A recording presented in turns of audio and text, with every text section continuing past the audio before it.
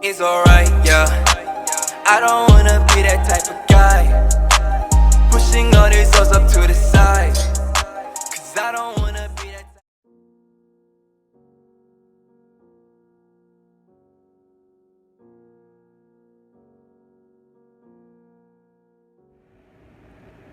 Today's video is going to be very, very, very, very different. For anybody who does not know, I have a video on my channel called My Truth, and it is about my own personal experience with an abusive relationship that I had gone through not too long ago. And the feedback that I got off of that video, which by the way, it'll be linked down below, but the feedback that I got off of that video inspired me to make this. I had a lot of people messaging me telling me that I had all this support and telling me, you know, all these amazing things and that they could really relate to my video, but they don't have the guts, so to speak, to come out and talk about it like how I did. So with all that being said, that gave me an idea to either become an outlet for other people to have a voice, or to give those people a voice that can't necessarily give themselves a voice just yet. So not long after I uploaded my video, I posted on all of my social medias that I was going to be making a documentary type of video about abusive relationships, and for people to send me their stories so I can put it into my video. There were two options. You could either make your own video and I could edit it and put it into this video, or you could just message me your story and I would just read it out loud like how I'm about to do right now with a bunch of stories. There was one thing though. If you sent me your story and you wanted to remain anonymous, I would keep you anonymous, which I am going to do. I had quite a few people that reached out to me to do this, and only two of them are not remaining anonymous. Now, I'm not saying there's anything wrong with remaining anonymous, like I completely understand that, but I'm just saying, like, that's how serious and how dark this stuff is, that people don't even want to come out and say that they went through it. With all this being said, if you think you can piece together who any of these people are who remained anonymous, or even if you know these people who didn't remain anonymous, don't go after them and don't start crap just because you might get offended, because you might be a part of the story, or just because you want attention yourself. These people have been through hell and back. I read all these stories by myself and they're pretty dark. And I'm just going to warn all of you guys right now that these stories are very, very real, and these stories are very, very dark. And if you think you can't handle hearing some of these things, then I would click away from this video. This video is going to be very serious and very dark. Let's jump into it really, really quickly because we have a lot to go through. It's going to be a long video. Oh well. This is the first story. I was 14 and he was 20. He took me away from all my friends and made me not tell my family about us, for obvious reasons. He told me what I could and couldn't wear. He dated my friends and told me that it was because they were prettier. He would force me to masturbate on Skype with them to prove my love. I went to my grandma's once after years of not seeing her, and he made me lock myself in a room and masturbate to show him that only his love mattered to me. When I would sit on the porch with them in the middle of freaking nowhere, he swore that I wasn't where I said I was, so I had to take pictures of the landscape to prove to him where I was. A friend of mine took me to these woods by my old school and forced me to have sex with him. My boyfriend, that was 20, told me that it was my fault and that I shouldn't have had friends that he didn't know about. So that was story number one, and that's actually from a really good friend of mine, and knowing that about her, really just like, the next story is actually from one of my friends, and she says she didn't care if she remained anonymous or not. So I'm gonna go ahead and say that this story is from my friend, and I actually know who the story is about. So, this is his story. I dated this dude named for 3 years. He beat the living out of me every day for those 3 years, but I thought I loved him, so I stayed. He called me every name you could think of and cheated on me multiple times. I stayed because I was stupid, but he was the worst. He threatened to kill me multiple times, and if I didn't do what he wanted, he would beat the out of me. He made me feel like the grossest person in the world. He was Satan on earth. You're not stupid.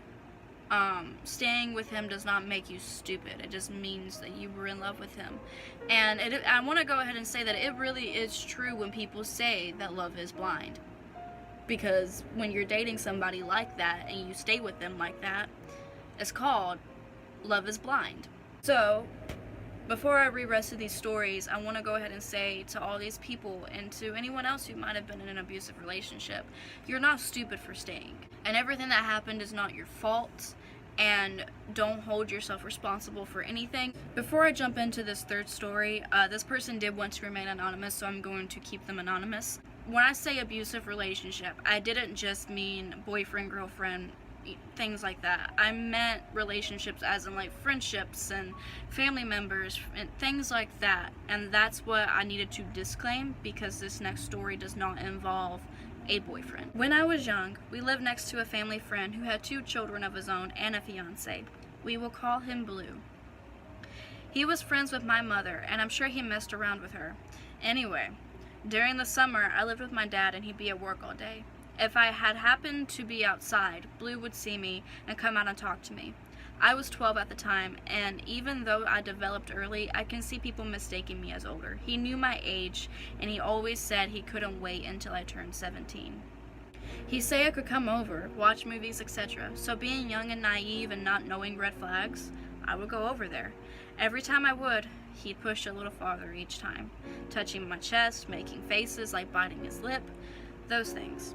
I didn't see any as bad because I was sheltered from sex as a kid, and the topic was never brought up like it should have been.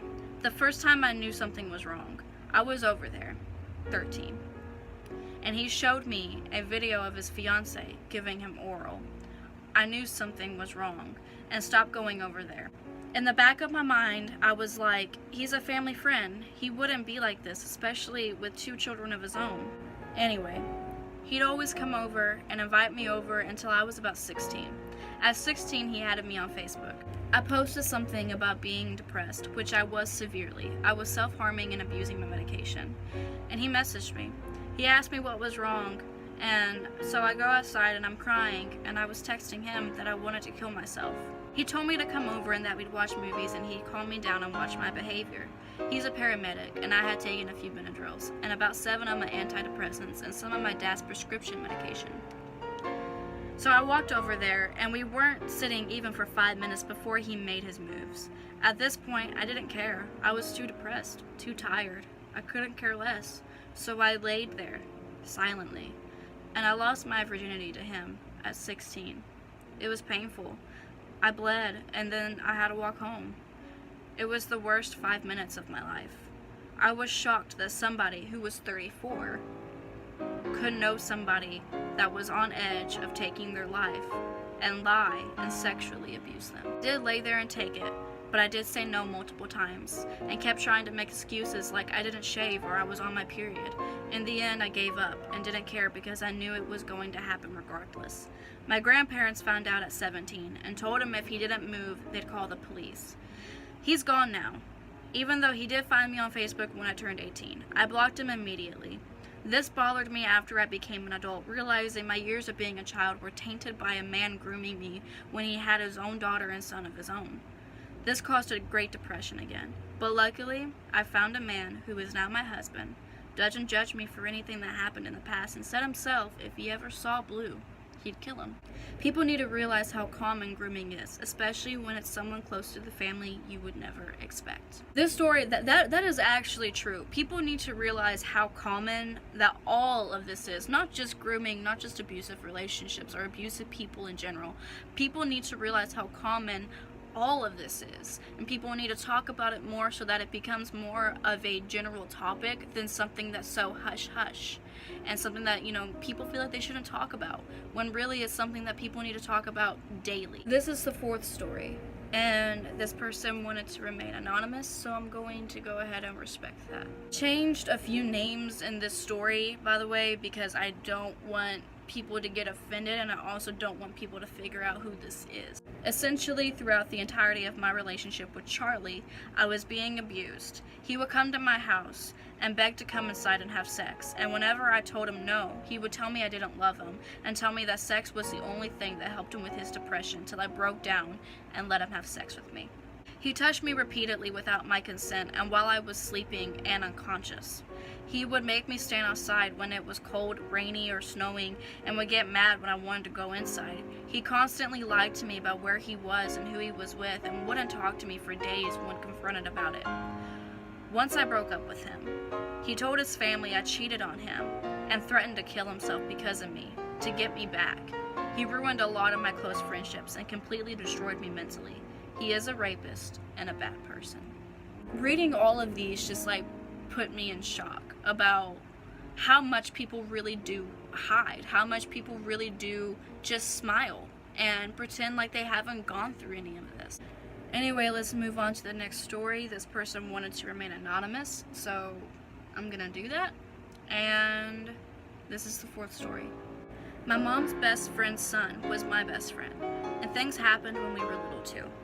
Because you may not know much about these things like that, but not all kids are innocent in those areas. His father taught him all of this. His mom was amazing and I loved her like another mother to me. My best friend did horrible things to me for more than a year, and I let him because he said it was okay. It was easy for him. I was his neighbor, his best friend, and I was a clueless little girl.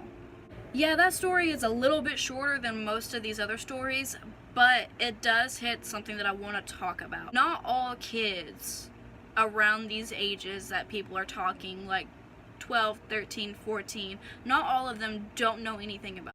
Not all of them are innocent. Not all of them are, normal kids. Not just because of the way they might have been raised. It's probably because, who they might hang out with at school and the way those kids were raised. But either way, in my opinion, it's even more of a reason to talk about these things with young adults, young children, so that they can understand it better and they can, spot red flags when they are younger or older, and they can prevent something from this happening. So this is the last story, and I want to go ahead and say that this story is a lot for me because it's not only from somebody that I know, but it involves other people that I know, and oh my god.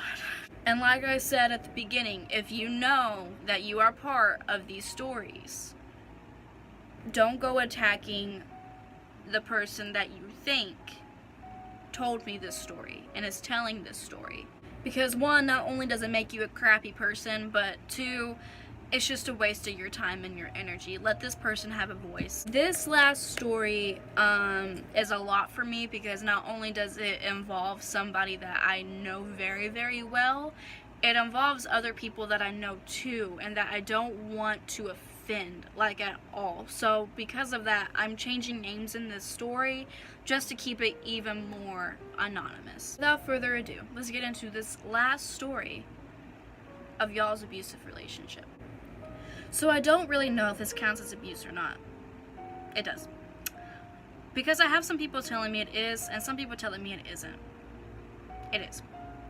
Anyways, back when I used to hang out with A, I met the dude she was with who was in his 20s. Mind you, I was 16 at the time. So yeah, I hung out with him a few times, and then he started messaging me on Facebook, and I started crushing on him. I didn't even care that he had been with A. They were supposedly on a break, but that was BS, and it ruined a good friendship, so there's that. Because I've always had a low self-esteem, and it was a guy who I thought was cute, paying attention to me, and saying everything I wanted to hear. Eventually, we hooked up. I didn't even want to talk to him after it happened, but he still kept messaging me and telling me all this stuff that he would do for me and how he would take care of me, and I'm not gonna lie, it made me feel really good. I've always had extreme issues with parental figures. Like, I had mommy and daddy issues, and I craved that kink, I guess. And that's what he was trying to do. So we started seeing each other a lot more. Basically every night. So I used to smoke a lot of weed, and I would really only do it by myself or with my brother. I did it a few times with A too, but I never really liked doing it with people I wasn't comfortable with. Same. But as soon as he would pick me up to hang out, he would shove a joint in my face, and he would literally not take no for an answer.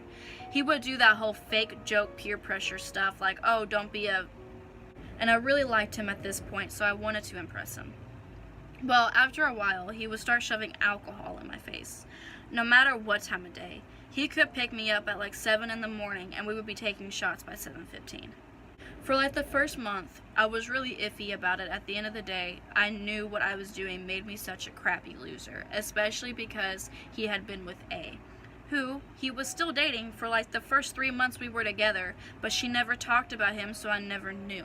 Anyways, my mom started noticing a huge shift in my personality after month 4.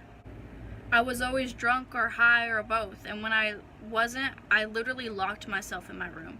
She confronted me about it, and we got into a huge fight, and she kicked me out. I planned to go stay with my friend who lived down the street, but she had left for the weekend for an ROTC thing, and A used to live a few streets over, but I was way too embarrassed and ashamed to call her, especially because it was her boyfriend who had gotten me into drinking and stuff. I called him, and he picked me up. This was also the night A found out, because he was supposed to hang out with her, and he said he was with me. She ended up messaging my brother's stepmom on Facebook, and it got back to my mom, so I was super busted. I got sent to my dad's for the rest of the summer, and I have no idea how, but he ended up finding out where my dad lived. I didn't even have a phone or anything. At this point, my dad stopped paying for all my stuff after it happened. So I was by myself from like 5 in the morning to 8 or 9, and he started to show up right as my dad left for work. He knew my dad's schedule. At first, I wouldn't let him in. It had been a month or so, and I stopped drinking and smoking, so I was on my way to getting better. But for some reason, I ended up eventually inviting him in, and every day he would come, and again, we would get super drunk and smoke way too much. My dad was a workaholic. And even when he got off work, he would go to his second job and work there, so he didn't really see this shift in my personality because for the most part, I was asleep when he was there. So after that summer, I moved back to Mesquite for school, and once again, I told myself I would stop messing around with this guy. I burned so many bridges going into junior year, I literally had nobody. The only people I talked to were on ROTC, and that's because that crowd didn't even know what I had done to A. I don't blame people for not talking to me, or even A being so upset and aggressive towards me. She had every right, but I started talking to this guy who I had a mutual friend with, and we ended up dating for a while. When we started dating, I was convinced that I was done with the other guy, but he found out that I was dating someone, and started following me to school and home from school because I had to walk. I confronted him about it after a few days, and I didn't even know how it happened, but we ended up back at his house doing the same thing that we always did. Getting messed up. He wasn't the fake sweet that he had been before when he was trying to get in my pants. He was super aggressive. If I told him I didn't want to hang out, he would be waiting for me when I got home, and he would literally drag me by the arm to his car. I stopped wanting to smoke with him because my grades were slipping really bad, and for some reason I thought that was the problem, not drinking. I became super dependent on alcohol through this whole thing. But he would start lacing my drinks with acid or pills. I didn't even know this was happening, but I mean it. It literally messed me up so bad. I got to the point where I was skipping school all the time, and when I did go to school, I would snort Xanax and muscle relaxers in the bathroom and in between periods. I would always have marks on my arms from him dragging me around, and I didn't want to be around anybody or anything if it didn't involve some kind of drug. After like 6 months of this, he took me to the park really late at night. I would sneak out with him all the time, almost every night, but we never went to a public place. And this park was in a residential neighborhood. This night was by far the worst. I had finally snapped when he started to try and go down on me. I started just yelling at him. He started yelling back, and for the first time ever, he started to hit me. After I moved back to Mesquite, he got really rough, but he never hit me. If someone hadn't called the cops, I really think he would have killed me. So that's how it ended. And when I got brought home that night, bruised up and everything, Nobody believed what was happening. I had kept it so hidden that one time I got brought home by the cops after getting beat. My family thought I was taking the easy way out. It wasn't until I started dating C that people really believed me, because they saw how different of a person I was with him than the other guy. Anyways, that's what really happened to me, and for the longest time, even when I made that video you encouraged me to do, I still blamed myself. I mean, sometimes I still do believe it was my fault, but he made me so dependent on him I didn't have a choice but to turn back to him. It was horrible, and I seriously still struggle with that stuff, and I hate that I can't talk to C about this stuff. Maybe one day I will. But seeing what you are doing with your situation and how you're helping other people makes me feel better. To that last part of what she said and her story, thank you. For those of you who don't know, which a lot of you probably won't, on my old channel I had a video about a story time about something that I had gone through during high school, and she ended up seeing the video and she was like, hey, you just encouraged me to make my own video, and should I do it? And I was like, yeah, do it. So she made her own video, and I think she deleted it, but it's fine because I ended up deleting that whole channel. So but I do want to say thank you to everybody who sent me your stories. You are all so brave. I hope that one day all of you get the courage to not be kept anonymous. I hope that all of you just one day walk down the street and own what you've been through, because what you've been through has made every single one of you who you are today. I loved reading the stories where they had like the happy ending about like being married and being with, you know, somebody who doesn't treat me like that, and like I love that because that's literally what happened to me. If I had given up, if I had given in to the person that I was dating and the feelings that I was feeling, I would not be where I am. I would not be with the person who I'm with. And I'm grateful and I'm proud of myself for getting through what I got through, because I'm here and I'm with the best person I could probably ever be with. All this being said, I'm so proud of everybody who sent me your stories. Thank you to everybody. You are all so brave. And I'm so happy that all of you are doing so good now. I'm gonna go ahead and say goodbye. I love y'all, and y'all are amazing. And I'll see y'all in my next video, which will hopefully be something really, really upbeat and happy, other than, you know, really, really sad and dark. Leave some suggestions down below what y'all want me to do. I'm thinking about just reading like a scary story from Reddit because I'm really into it, or another story time. Whatever y'all want me to do, I'll do it. Also, yeah, I know y'all want a video of me and my boyfriend. We're trying to figure all that out. We'll do it, I promise. Just like tell us what y'all want us to do.